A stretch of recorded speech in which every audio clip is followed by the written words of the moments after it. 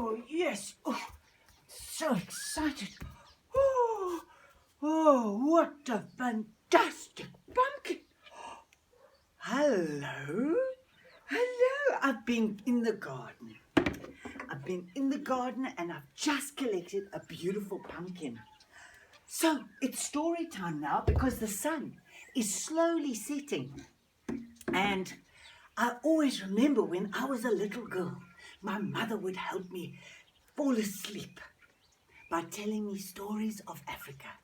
So this is one story I'd like to tell you. And you know what? Here's my magic basket.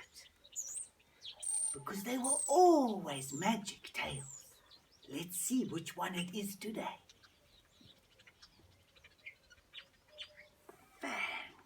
Fantastic, it's that one. The magic water.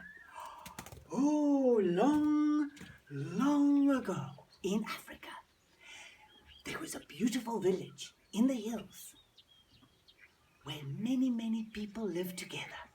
The person we're really interested in is Brave. Now, Brave lived alone with his mother. Oh, and his mother, oh, she loved him so much. Very much. Now, Brave saw one day the most beautiful young maiden. Her name was Joy, because she always laughed and smiled all the time. And she was a really very good cook. Well, it didn't take long. Soon they were married. Yes. Now there was one person who wasn't very happy about this marriage. I can't believe it. He's gone and got married to this young girl. I'm not happy at all. I'm going to make a plan to get rid of her. Goodness me, what a kind person is that lady? I don't think so. So, every single morning, Joy would get up before the sun rose and she would make the most delicious meal. And she'd always make up fantastic recipes as well. And then she'd pop it all in the pot and she'd put it on the fire and she'd cover it with a lid and let it cook all day long. Yes. And so, like with this lovely pumpkin, she would have made something delicious with that, I'm sure. Well, the one morning, the old lady sneaked around and smelt the most delicious smells coming from outside of her son's hut. Ooh.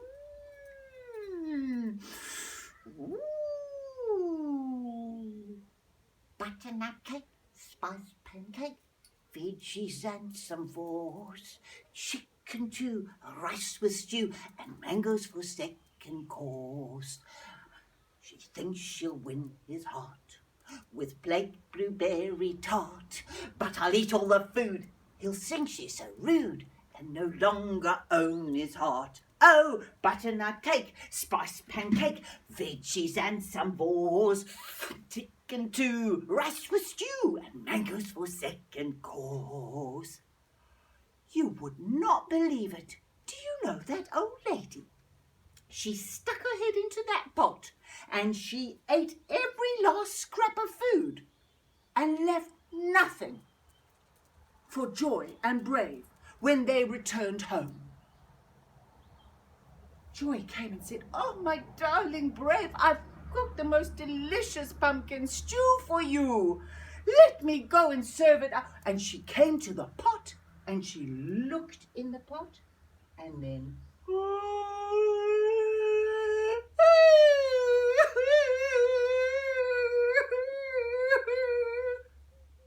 Brave came to look. That is very strange. He saw his mother sneaking outside. He said, "Mother, did you see what happened with our food?" "Oh, no. Sorry, I don't look at your house all day long." So, they had to eat leftovers from the night before. It was fine. But the following day,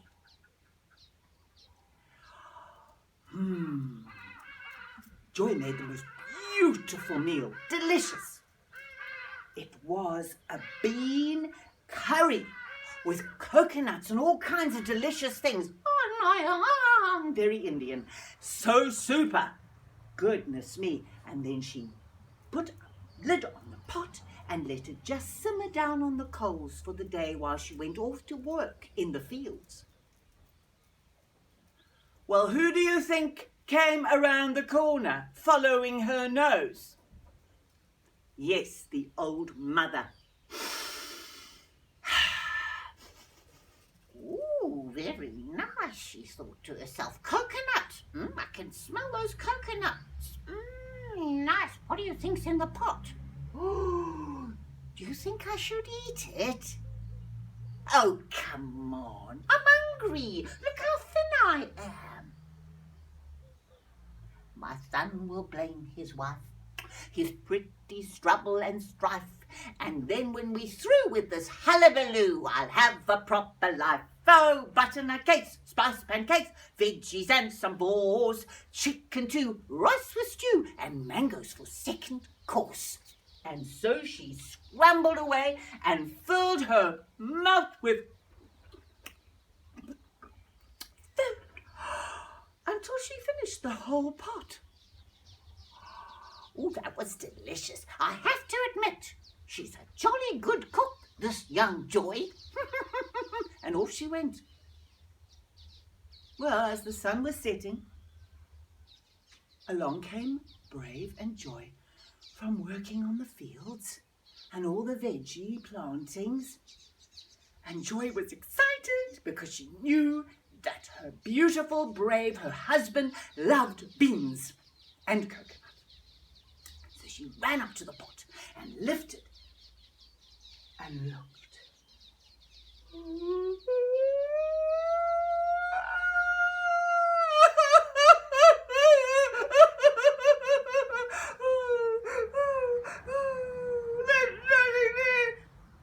Brave couldn't believe it. He came across and he looked down and he saw his mother, who was standing in the doorway. He said, "Mother, do you see somebody eating this food? Did you see anyone coming into this hut?" No, not at all, my dear. I don't watch your hut every day, and I've got lots more other things to do, like cleaning my own place. Thank you. She's quite a liar, isn't she? So Joy was sitting there crying, and Brave was looking at his beautiful wife, and he wondered, do you think she's lying? He thought to himself. No, of course not. She's my beautiful wife. Why should she lie to me? No. Tomorrow morning, he said to himself, I'm going to go to the fields and then I'm going to sneak back. And I'm going to find out who it is that eats our food. So that night, they had to go to bed with empty stomachs. Wasn't easy. And Joy couldn't stop crying. And the mother, in her little place, she was laughing all the time. She thought her plan was going to work. So the following morning, Joy got up as the sun was slowly rising and the sky was getting lighter. She wondered what she could make. And then she realized that they had some fantastic potatoes and carrots growing in the garden. So she decided it would be very nice to make a delicious soup for dinner, something hearty. And she even made a very nice piece of bread too, and hid it in some cloth next door to the fire, and went off to the fields.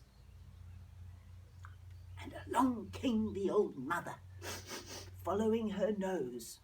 Yes, following her nose. Oh, that smells delicious, she said to herself. She opened the pot. Oh, lovely. Oh, lovely. Now, Brave had walked back quietly and was hiding behind their home. And when he saw his mother going into the hut, he could not believe his eyes. He was so shocked. And then he heard her singing. Butternut cakes, spiced pancakes, Fiji and some balls, chicken too, rice for stew, and mangoes for second course. Oh, Mother, he said. Oh, she was so scared. Oh. And he stood over and he said, what on earth do you think you are doing? How can you steal food from our mouths? Oh, I was, I'm hungry, Oh, Mother, I can never forgive you for this. Oh, but come on, please. He says, no, you have lied to us as well. I banish you out of this village. And do you know what? You can only ever come back when you find the magic water. And he shoved this gourd at his mother. And he was so angry, and she knew he was never going to change his mind. But she said, I'm just an old lady. I mean, what am I supposed to do? I don't know. What am I supposed to find? What is the magic water? Are you saying I must go and find the magic water? He said, yes, that is your task. Now, legend has it that there was a place somewhere in the mountains where there was the precious magic water. Yes, where there was no animals, no fish, no frogs, no animals of any kind living in or on it. I can't find the magic water. I mean, really, won't you help me? I will not help you, he said. Certainly not. Now go. Oh, what a cheek, she said. And so she grabbed her walking stick, wherever it is, there we go, and off she went. I can't believe my plan never worked. How can he get rid of me like that? That's just too dreadful.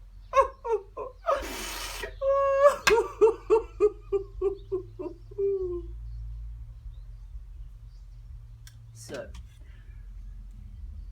the old lady carried on this amazing task to find the magic water, which had no fish, no frogs, no animals living in it of any kind. So she walked, and the sun during the day would beat down on her body, and she felt so tired, and she kept on looking and looking and looking, and her body was sore and old, until suddenly one day she saw a pool in the distance. Do you think this is the magic water? Do you think it is? So she took her stick and she went up and she tapped it. Oh, and out of the blue arrived some fish. And the fish looked at her and said, swimming through the water, I eat everything I see. Tadpoles and tiny things, they all taste good to me. Swimming in a fishy skull, swimming in a school. We really, really love it here. This is our pool. Oh, my goodness me. I'm very sorry. This can't be the magic water. Oh, I can't believe this. It's not going to happen. I'm never going to see my family again. And she was feeling very sorry for herself. So she carried on the long walk through the hot, blazing sun in the daytime and through the cold nights of Africa where it was so freezing, and then up at dawn, and she carried on, and she was getting thinner every day. She saw a pool, and she quickly ran as she could up to it, and she tapped it like so, hoping that nothing would appear. And out of the blue arrived a beautiful frog. Oh, frog, oh, frog, I make so much noise I could frighten a dog. Oh, frog, oh, frog, living under sun between pool and log. Big green frog always awake. He don't like being gobbled up by snake. He jumps so high on the lily pad. He jumps so high he never sad. Oh, frog, oh, frog, I make so much noise I could frighten a dog. Oh, frog, oh, frog, living under sun between pool and log. Oh, she said, I'm terribly sorry for disturbing you, frog.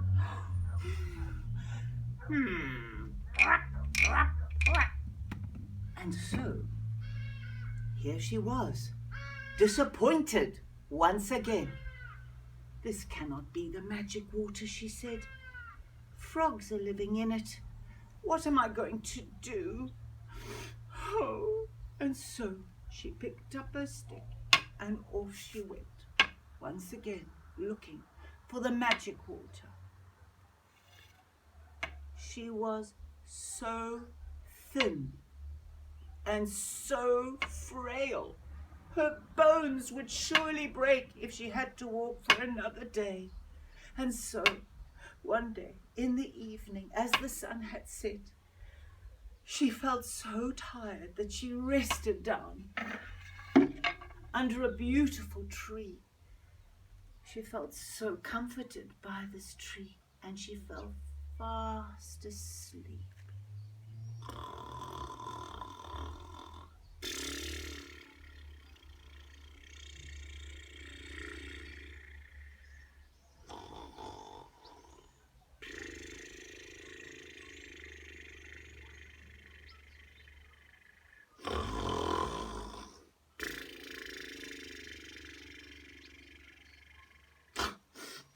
At dawn, she woke up. Oh, that was such a lovely sleep. I dreamt that I was at home with Bravey and Joy.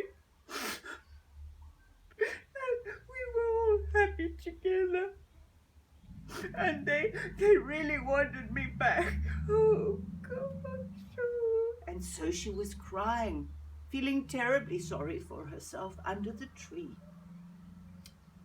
when along came one of those beautiful African hares with long ears. They looked like a rabbit, and they have very long ears.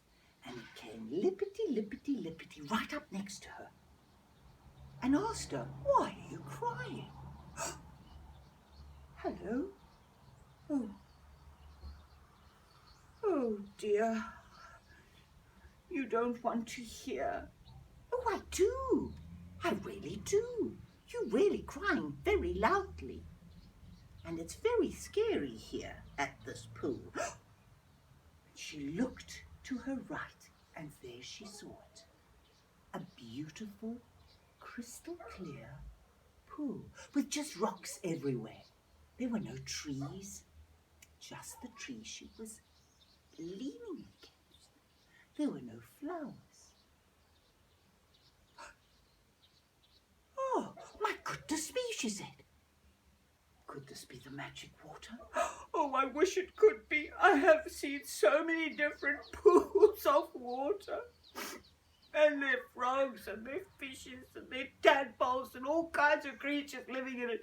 And my son said I can never come back home until I find the magic water. And he said he'll never forgive me until I do that." A rabbit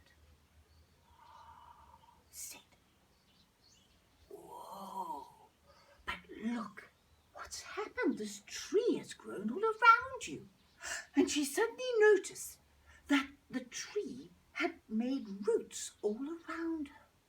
And she was totally stuck. She got really cross. She tried to reach for a stick, but she couldn't, so she shouted at the tree, like she usually does. "What are you doing? Let me go! Let me go!"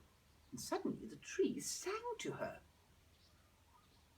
"This is the magic water, clear and crystal clear. A nasty dark wizard has cast a spell of fear. The animals that called this home came to drink their share. Enchanted is this water, drink some if you dare. No life is living here these days, it's all been turned to stone. Could the spell be broken by you, woman, alone? I know the spell is broken by one who walks alone and really loves their family and takes some water home." "But I do. I really love my family. And I want to take some. I have to take it. I want to. I need to take some water home to my beautiful son Brave. Please let me go." The tree wouldn't budge. The tree was really cross. The bunny rabbit, our African hare, came straight to the tree, looked at it and said, "Well, I've got big bunny teeth and I can bite you and set you free." And oh my goodness me, the moment that hare bit onto the tree root, bang! Whew! The tree was not interested in having that kind of thing happening to it and released the old lady. And the little hare said, "Can I take your water gourd and fill it with water?" And the old lady said, "Yes, please, please." And off the little hare went and filled it up with some water and brought it to the old lady. And the old lady took it. And she was feeling so excited. She couldn't believe it. And up she got. And on she walked. "Farewell, and thank you for helping me. Thank you so much." And off she went. And so she took the long journey back home. And the days were hot and the sun beat down on her body. And she felt so exhausted at night time, and the cold kept her awake. But she valiantly carried on walking across the hills and into the valleys, until eventually one day she looked and she saw her home, the village, tucked away in the valley. She was so excited, and she started to walk really much faster, and her bones wanted to break, but she was so filled with joy. And as she came to the gates of the village, Brave was working in the field, and he turned and saw her, and he said, "Mother, Mother!" And he threw his arms open wide. And the old lady walked really as fast as she could, and Brave came running towards her too, and they held each other tight. And she looked at her brave son and she said, "Oh, please forgive me. Please forgive me. I have been a really ugly old jealous woman, and I really am so sorry that I stole food from you, and I'm so sorry that I lied to you, and please forgive me." Oh, and Brave looked at his mother and he said, "Of course we forgive you. Will you forgive me?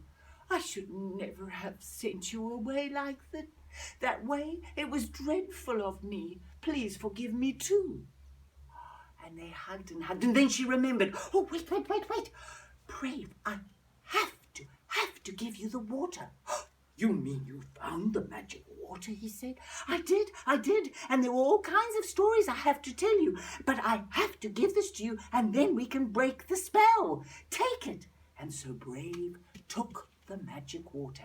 And at that moment, back at the pool, suddenly, everything came back to life. Where there were rocks, the trees grew. Where there were rocks, you could see all kinds of little lizards and creatures, and you could see the most beautiful fish jumping out the water and the frogs jumping out of the pool. Oh, she brought the magic water back to us, and she set all the creatures free. And we're so glad that she is here now, and we can be a family.